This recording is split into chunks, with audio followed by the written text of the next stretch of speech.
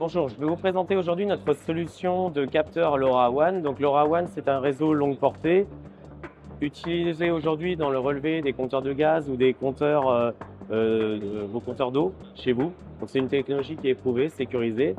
Donc le réseau LoRaWAN, c'est quoi? C'est un mode de fonctionnement où vous allez avoir un capteur. Donc ici, vous avez un capteur température-humidité qui va communiquer au travers du réseau LoRa de manière autonome jusqu'à une petite gateway. Donc là, ici, présentée dans un mode valise, que vous pourrez très bien placer dans votre data center. Toutes les informations vont être transmises à cette gateway qui va les stocker. Et ensuite, au travers du protocole SNMP ou Modbus, vous pourrez, grâce à votre logiciel de supervision, récolter les informations et les intégrer dans vos dashboards. Au niveau du type de capteur, on va retrouver donc le fameux capteur température-humidité. Là, l'avantage de celui-là, c'est qu'il est aimanté, donc facilement utilisable dans vos milieux data center. On peut les déployer très rapidement. Vous avez un numéro unique qui est précisé sur le capteur.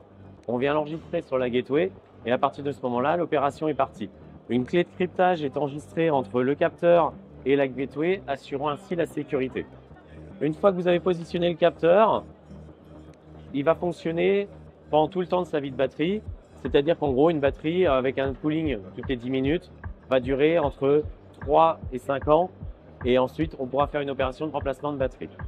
Dans les types de capteurs, on va avoir également d'autres capteurs. Celui-ci, par exemple, qui n'est pas aimanté, on va faire de la détection d'eau. On va avoir des capteurs également avec du contact sec pour aller relever, par exemple, un incident sur un équipement. On va retrouver également des contacts de porte, si vous voulez savoir le statut d'une porte de confinement ou d'une porte 2B. On va pouvoir également avoir des capteurs de type analyse de l'air au niveau des particules, ce genre de choses. Et on va avoir également des capteurs de bruit. Enfin, le monde du LoRaWAN, il y a tout un tas de capteurs qui existent. La seule particularité, c'est de savoir ce que vous voulez en faire. Voilà. En tout cas, si vous avez besoin d'informations, nos équipes sont là pour y répondre.